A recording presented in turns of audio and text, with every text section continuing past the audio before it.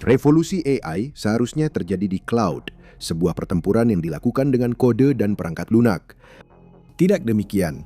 Saat ini, Microsoft dan raksasa teknologi lainnya diam-diam mengamankan kapasitas energi nuklir Amerika untuk melatih generasi berikutnya dari model AI. Mereka menarik sejumlah besar daya dari jaringan listrik publik, dan saat permintaan melonjak, konsumen biasa harus bersaing untuk sisa daya yang ada. Hasilnya, sebuah perlombaan energi AI swasta sedang muncul di balik layar, dan Anda yang harus menanggung biayanya. Bab 1. Pajak AI $500. PJM mengelola jaringan listrik untuk 17 juta warga Amerika di 13 negara bagian. Dan sekali setahun, mereka mengadakan lelang besar-besaran untuk mengamankan listrik 3 tahun sebelum ada yang menggunakannya. Pada Juni 2025, lelang itu ditetapkan hampir $270 Amerika per megawatt per hari. Setahun sebelumnya, hanya 29. Dalam 12 bulan saja, harganya melonjak 833%. Lelang tunggal itu membuat total biaya rumah tangga melonjak dari $2,2 miliar menjadi 14,7 miliar. Dan kemudian keadaannya semakin buruk. Lelang berikutnya yang mencakup mulai Juni 2026 langsung menabrak batas harga pasar hampir $329 per megawatt per hari. Dan tanpa batas itu, harga sebenarnya akan mencapai $389 per hari. Batas tersebut sudah menghemat $13 miliar bagi konsumen. Pada Desember 2025, dokumen internal menunjukkan harga lelang PJM berikutnya mencapai batas yang lebih tinggi lagi. Tapi itu bukan masalahnya. PJM gagal memenuhi target keamanannya sendiri. Bahkan setelah harga melonjak, operator jaringan masih belum bisa membeli cukup listrik untuk menjamin margin cadangannya.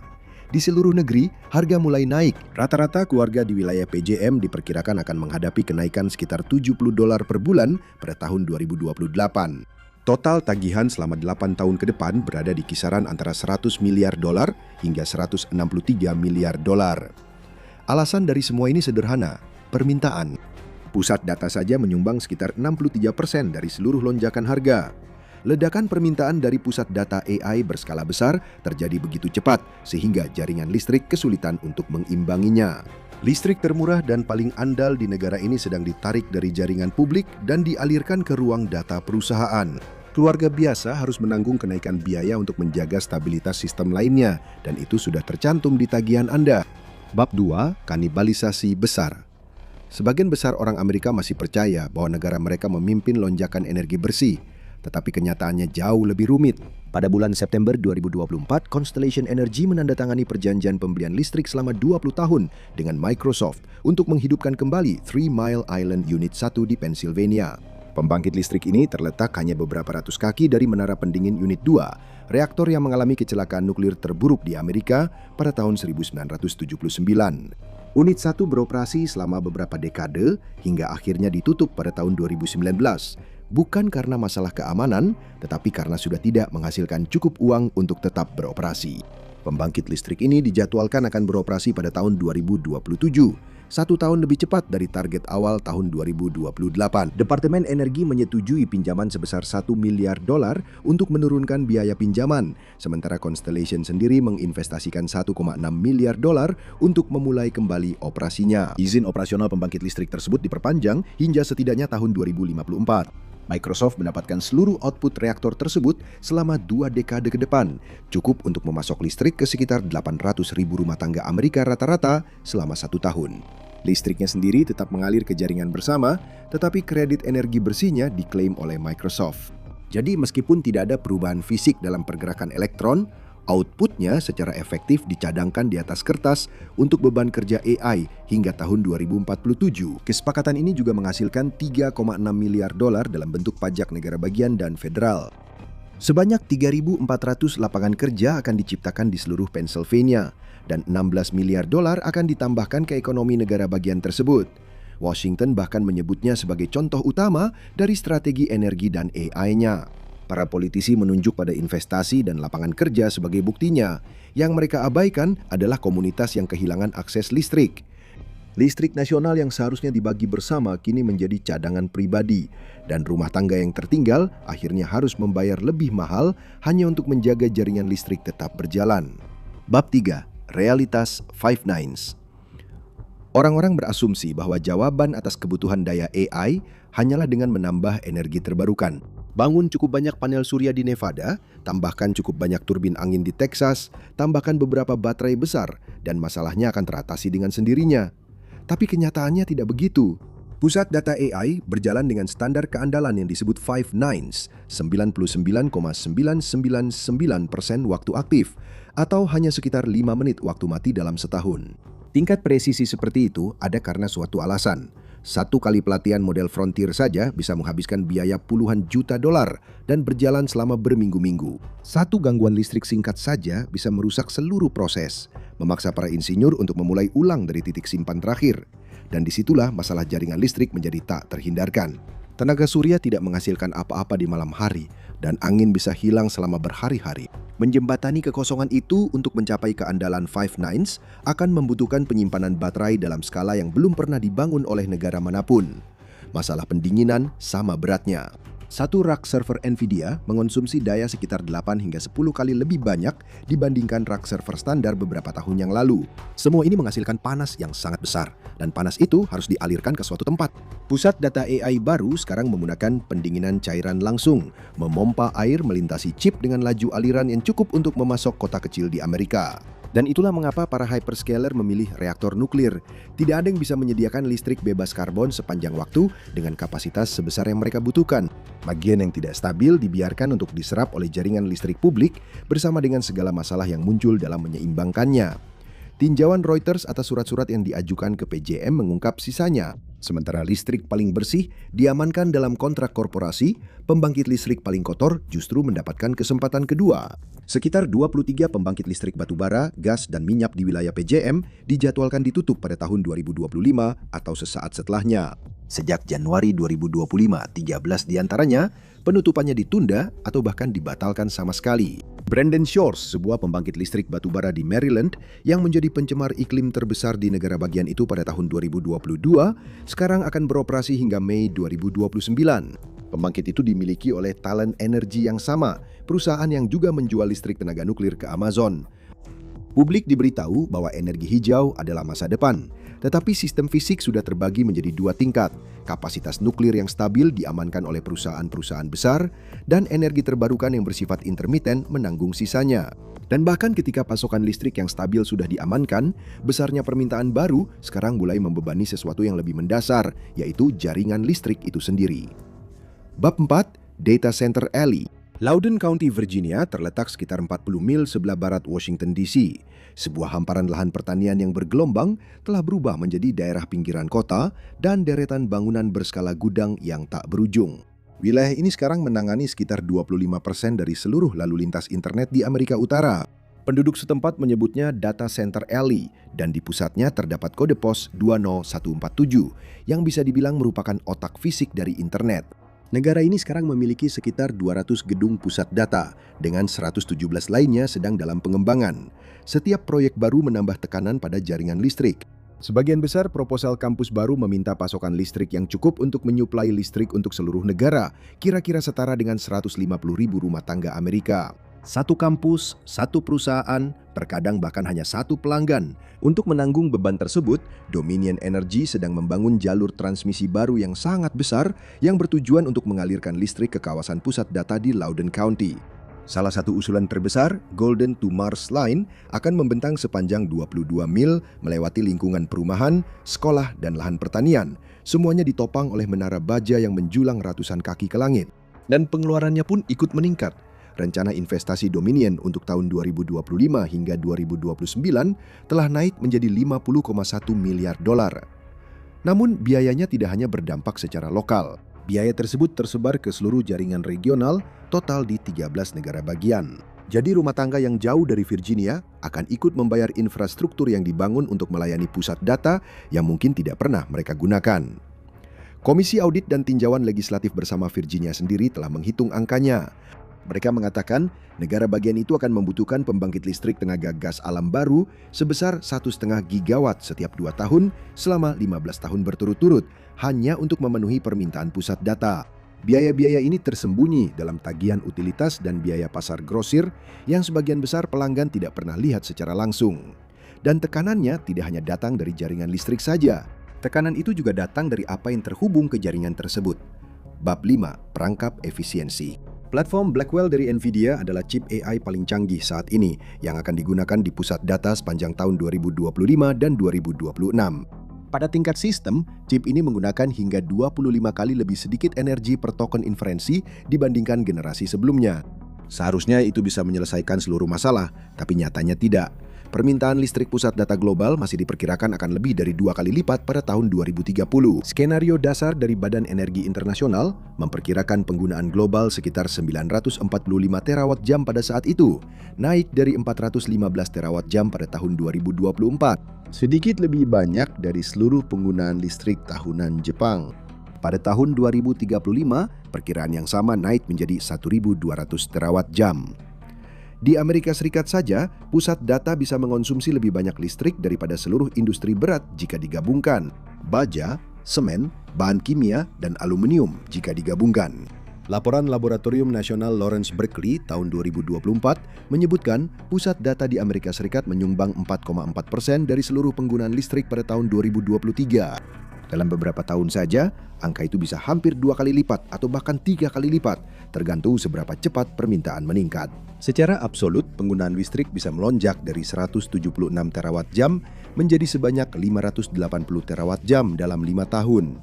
Jadi bagaimana kedua hal itu bisa terjadi sekaligus? Efisiensi meningkat sementara total penggunaan tetap melonjak.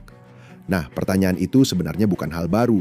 Seorang ekonom Inggris abad ke-19 bernama William Stanley Jevons sudah memahaminya jauh sebelum siapapun memikirkan tentang AI. Saat mengamati mesin uap yang semakin efisien membakar batu bara, dia melihat sesuatu yang aneh.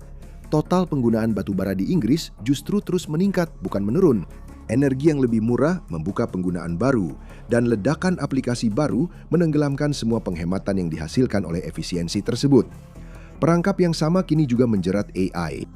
Ketika biaya satu permintaan turun dari beberapa sen menjadi sebagian kecil dari 1 sen, setiap manajer produk menemukan peluang baru.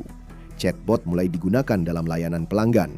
Lapisan AI muncul di setiap kolom pencarian. Asisten kode berjalan diam-diam di latar belakang setiap hari para pengembang. Agen otomatis mulai menangani pekerjaan yang dulu dilakukan manusia secara manual. Masing-masing murah jika berdiri sendiri, tetapi jika dikalikan di seluruh ekonomi global, mereka menghabiskan setiap watt penghematan dan menciptakan permintaan yang berkali-kali lipat lebih besar. Mobil-mobil di jalanan Amerika menceritakan kisah yang sama. Mesin-mesin menjadi jauh lebih efisien bahan bakar selama 40 tahun terakhir. Namun, total penggunaan bensin di Amerika Serikat hampir tidak berubah. Orang Amerika hanya mengemudi lebih jauh dan membeli truk yang lebih besar. Biaya per kilometernya lebih murah, berarti jarak tempuhnya jadi lebih jauh. IEA memperkirakan sekitar setengah dari seluruh permintaan baru dari pusat data hingga tahun 2035 akan dipenuhi oleh energi terbarukan, dengan gas alam menutupi sebagian besar kekurangannya. Itu hanya mengubah cara energi disuplai. Itu tidak menyelesaikan masalahnya, dan tidak ada terobosan chip di depan mata yang bisa mengubahnya. Bahkan, krisis justru makin parah karena teknologi terus berkembang, bukan memburuk. Amerika mencoba menyelesaikan ini dengan mendorong lebih banyak listrik melalui kabel-kabelnya yang sudah terbebani ke tempat pusat data dibangun. Tapi Tiongkok mengambil pendekatan berbeda untuk masalah yang sama. Bab 6. Rencana induk Tiongkok dari timur ke barat. Pada Februari 2022, pemerintah Tiongkok meluncurkan sesuatu yang mereka sebut Inisiatif Data di Timur, Komputasi di Barat. Ini adalah restrukturisasi nasional tentang di mana komputasi benar-benar dilakukan, sebuah upaya terkoordinasi untuk memindahkan pusat data dari kota-kota pesisir yang padat ke wilayah pedalaman di mana lahan lebih murah dan listrik lebih melimpah. Ini dijalankan dengan kecepatan dan skala yang belum pernah dicoba oleh pemerintah barat manapun selama hidup kita. Ini membagi negara menjadi 8 pusat komputasi nasional dan 10 klaster pusat data. Klaster-klaster di timur berada di dekat Beijing, Shanghai, dan kawasan Teluk Besar, menangani tugas yang membutuhkan respons cepat untuk kota-kota tempat sebagian besar aktivitas ekonomi berlangsung. Klaster-klaster di wilayah barat sengaja ditempatkan di wilayah pedalaman yang sepi di seluruh Mongolia Dalam, Ningxia, Gansu, dan tepi Gurun Gobi. Pada akhir tahun 2024, Biro Data Nasional Tiongkok melaporkan bahwa sekitar 6,1 miliar dolar sudah mengalir ke 8 pusat tersebut. Mengapa membangun di sana? Nah, itu karena disitulah tenaga air, angin, dan surya raksasa milik Tiongkok berada dan belum dimanfaatkan. Provinsi-provinsi di bagian barat menghasilkan listrik jauh lebih banyak daripada yang bisa digunakan oleh penduduknya yang tersebar tipis. Kelebihan listrik ini sebelumnya terbuang sia-sia karena mengirimkannya ke timur itu boros dan mahal. Solusi dari pemerintah bukanlah membangun lebih banyak kabel, solusinya adalah memindahkan permintaan. Tugas komputasi yang tidak membutuhkan respons instan dalam hitungan milidetik sekarang didorong ke barat melalui jaringan serat optik berkapasitas tinggi khusus. Dan untuk sebagian besar beban kerja, cara ini berhasil. Latensi antara kota-kota di timur dan pusat data di barat sudah memenuhi target 20 milidetik Tiongkok untuk komputasi rutin. Hasilnya adalah perombakan fisik internet itu sendiri. Ruang-ruang server dibangun langsung di atas sumber listrik termurah dan paling melimpah di negara ini. Di tempat-tempat seperti klaster Ulaanbaatar di Mongolia Dalam, strategi itu sudah menarik sekitar kapasitas proyek pusat data sebesar 10 gigawatt yang direncanakan dari perusahaan-perusahaan seperti 21Vnet, Huawei, dan ByteDance. Pembangunan baru di dalam pusat nasional harus mencapai peringkat daya 1,2 atau lebih rendah, dengan beberapa bangunan baru mencapai 1,04 dibandingkan rata-rata global yang mendekati 1,5. Penggunaan daya pusat data secara keseluruhan di Tiongkok diperkirakan akan tumbuh 19% per tahun antara 2025 dan 2030, lebih cepat daripada ekonomi besar lainnya. Jika Anda tidak dapat memindahkan daya secara efisien ke komputer, Anda memindahkan komputer ke sumber listrik itu.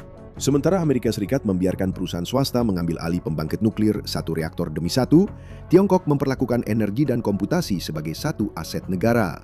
Geografinya sendiri menghilangkan titik-titik kemacetan transmisi yang melumpuhkan sistem Amerika dan tidak ada masalah seperti di Loudoun County di Tiongkok. Amerika memecah sistem kelistrikannya menjadi zona-zona yang dikendalikan pihak swasta dan dibangun berdasarkan pusat permintaan korporasi masing-masing, bukan jaringan bersama. Tiongkok melakukan sebaliknya. Mereka membentuk ulang geografinya sendiri sehingga pasokan dan permintaan berada lebih dekat satu sama lain. Respons Amerika terhadap semua ini bersifat privat, mahal, dan hampir tidak terlihat. Bab 7. Ilusi SMR. Sepanjang tahun 2024 dan 2025, nama-nama besar di bidang teknologi Amerika mulai mengucurkan dana ke jenis pembangkit nuklir baru yang disebut reaktor modular kecil atau SMR. Mereka lebih kecil dari reaktor tradisional, dibangun di pabrik, dikirim dalam bentuk bagian-bagian, dan dirakit di lokasi. Setiap unit biasanya menghasilkan antara 50 hingga 300 megawatt. Mereka bisa diskalakan dengan menambah modul, bukan mempertaruhkan segalanya pada satu proyek mega bernilai miliaran dolar. Amazon memimpin dorongan tersebut dengan investasi sebesar 500 juta dolar ke X Energy, sebuah perusahaan yang mengembangkan reaktor berpendingin gas suhu tinggi. Rencananya adalah membuka lebih dari 5 gigawatt kapasitas nuklir baru paling lambat pada tahun 2039, cukup untuk memasok listrik sekitar 3,8 juta rumah. Proyek pertama, Cascade Advanced Energy Facility di negara bagian Washington, dirancang untuk menumpuk 12 modul reaktor menjadi 3 blok yang lebih besar dengan total 960 megawatt di lahan seluas beberapa blok kota. Google kemudian menandatangani kesepakatan jangka panjang dengan Kairos Power untuk menghadirkan generasi baru pembangkit listrik tenaga nuklir dalam dekade mendatang. Proyek pertama, Hermes 2 di Tennessee, akan memasok listrik ke jaringan regional, tetapi tujuannya secara efektif sudah dialokasikan untuk pusat data Google. Ini juga merupakan pertama kalinya sebuah perusahaan utilitas di Amerika Serikat membuat kesepakatan yang langsung terkait dengan desain reaktor canggih, bukan pembangkit listrik tradisional. Meta mengikuti jalur yang sama, membuka negosiasi untuk beberapa gigawatt kapasitas nuklir. Equinix yang mengelola porsi besar dari infrastruktur pusat data dunia menandatangani kesepakatan dengan Oklo.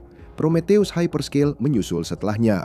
Dan setiap reaktor ini dirancang untuk langsung terhubung atau memasok listrik ke kampus-kampus tersebut melalui skema di balik meteran. Itulah saat listrik bergerak dari pembangkit langsung ke pelanggan melalui jalur pribadi, dan listrik itu tidak pernah melewati jaringan listrik bersama. Sebagian besar tarif dan aturan yang berlaku untuk listrik yang terhubung ke jaringan juga tidak berlaku. Dan reaktor-reaktor ini adalah utilitas pribadi untuk penggunaan korporasi. Pabrik sudah dikeluarkan sejak tahap perencanaan. Selama sebagian besar abad ke-20, tenaga nuklir Amerika berasal dari laboratorium nasional, penelitian yang didanai pemerintah federal, dan utilitas yang diatur tarifnya yang bertanggung jawab kepada Komisi Negara Bagian. Manfaatnya, meskipun tidak sempurna, tetap dirasakan oleh keluarga biasa. Dorongan nuklir terbesar dalam 2 generasi sekarang didanai oleh 3 perusahaan dengan reaktor yang dibangun untuk penggunaan eksklusif mereka dan dirancang agar tetap berada di luar sistem publik. Perusahaan teknologi sekarang bukan sekedar perusahaan teknologi lagi. Bab 8. Utilitas teknologi berdaulat. Microsoft, Amazon, dan Google telah berhenti menjadi perusahaan perangkat lunak yang kebetulan menjalankan divisi cloud sebagai bisnis sampingan. Sebaliknya, mereka telah menjadi pembeli energi terbesar yang tidak diatur di planet ini.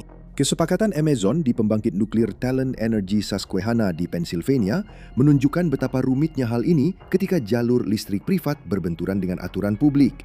Pada bulan Maret 2024, Amazon Web Services membeli kampus pusat data di sebelah pembangkit Susquehanna seharga $650 juta. Mereka berencana untuk meningkatkan beban di lokasi dan itu akan disuplai langsung dari reaktor melalui jalur khusus. FERC sudah menyiapkan sambungan listrik pribadi antara Susquehanna dan pusat data terdekat pada tahun 2015, memungkinkan listrik mengalir langsung ke satu pelanggan saja. Ketika sambungan itu kemudian diperluas, perusahaan utilitas memberikan perlawanan keras. Argumen mereka bukanlah masalah teknis. Ini tentang siapa yang akhirnya harus membayar infrastruktur ketika satu pengguna besar mengubah sistem. Regulator federal pada akhirnya memblokir perluasan tersebut, sejalan dengan kekhawatiran bahwa pengaturan itu akan membebankan ratusan juta dolar biaya jaringan kepada semua orang lain di wilayah tersebut. Bahkan setelah keputusan itu, pertarungan belum berakhir.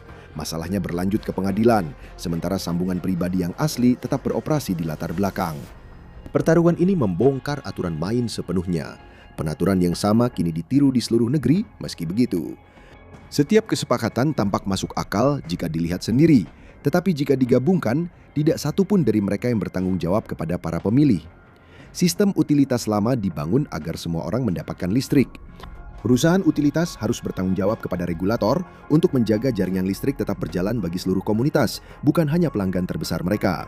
Para pemain baru yang berkuasa beroperasi dengan buku peraturan yang berbeda. Tugas mereka adalah memenangkan perlombaan AI dan sistem energi mulai ditata ulang mengikuti misi itu. Hampir tidak ada yang memilih hal ini. Tidak ada debat di Kongres atau rencana nasional, hanya serangkaian kesepakatan swasta yang diumumkan melalui siaran pers perusahaan. Gubernur Pennsylvania Josh Shapiro menulis surat kepada PJM untuk membantu mempercepat proses interkoneksi.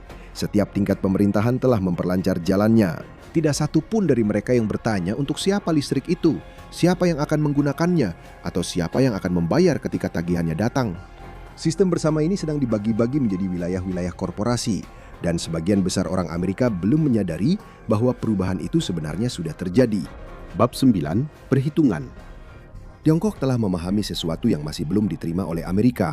Dua sistem sekarang bersaing untuk masa depan AI, dan mereka tidak bermain dengan aturan yang sama. Di satu sisi ada sistem Tiongkok, sebuah pembangunan nasional yang terkoordinasi yang dibangun di sekitar 8 pusat dan 10 klaster komputasi raksasa, di mana pusat data ditempatkan langsung di samping sumber listrik termurah dan paling melimpah di negara itu. Seluruh sistem bergerak seperti satu mesin. Kebijakan energi, perencanaan transmisi, target latensi, dan strategi industri, semuanya selaras di bawah rencana yang dipimpin oleh negara. Tidak ada tahun-tahun yang terbuang untuk berjuang melawan regulator yang tumpang tindih atau tantangan di pengadilan. Begitu Beijing memutuskan untuk membangun, sistem langsung bergerak. Di sisi lain, ada jaringan paralel Amerika, jaringan nuklir swasta untuk para perusahaan cloud raksasa, yang berdampingan dengan jaringan publik yang mulai rusak. Dua jaringan dalam satu negara dipisahkan oleh siapa yang mampu membayar yang mana. Abad AI akan dimenangkan oleh siapapun yang mampu mengamankan listrik beban dasar yang scalable dan selalu aktif, sesuai kebutuhan pelatihan model skala frontier dan permintaan global. Keunggulan chip bersifat sementara dan keunggulan perangkat lunak bisa disalin dalam semalam. Infrastruktur energi adalah satu-satunya benteng yang membutuhkan waktu puluhan tahun untuk dibangun dan satu-satunya hal yang tidak bisa direplikasi oleh berapapun banyaknya kode. Orang Amerika pada akhirnya akan membayar untuk kedua sisi dari perpecahan tersebut. Mereka akan membayar tarif yang lebih tinggi untuk sistem publik yang telah kehilangan pasokan listrik terbaiknya, sementara tagihan listrik dan pajak mereka diam-diam mendanai sistem swasta yang tidak akan pernah bisa mereka gunakan. Kenaikan tarif pada Juni 2026 adalah tagihan pertama yang terlihat. Dan itu bukan yang terakhir. Setiap dolarnya berasal dari suatu tempat. Dan tempat itu adalah keluarga-keluarga yang sama yang kini harus menanggung biaya listrik baru sebesar $200 per tahun. Kemiskinan energi yang baru bukan lagi sebuah prediksi. Itu sudah tercantum dalam tagihan tahun depan, sudah disetujui oleh regulator, sudah dijadwalkan untuk diterapkan. Kisah Amerika selalu mengatakan bahwa pasar akan mengatur dirinya sendiri, bahwa persaingan menurunkan harga, bahwa inovasi mengangkat semua orang. Kisah itu berjalan ketika medan persaingannya kurang lebih seimbang, tapi itu rusak ketika segelintir perusahaan yang sama memiliki lapangan, stadion, lampu, dan juga listrik yang menyalakannya. Tiongkok membangun satu aset nasional. Amerika memilih dua jaringan, satu untuk masa depan dan satu lagi untuk sisanya. Perang fisik untuk supremasi AI diperjuangkan dengan atom dan air pendingin, dan Amerika Serikat sudah menyerahkan medan perangnya ke pihak lain. Namun di balik semua pembicaraan tentang inovasi dan pasar bebas, sesuatu yang lain mulai muncul. Perusahaan-perusahaan terbesar tidak lagi hanya bersaing di pasar. Mereka mulai menguasai infrastruktur yang menopang seluruh pelaku pasar lainnya. Cari tahu di The Market is Dead, AI adalah kartel. Atau tonton ini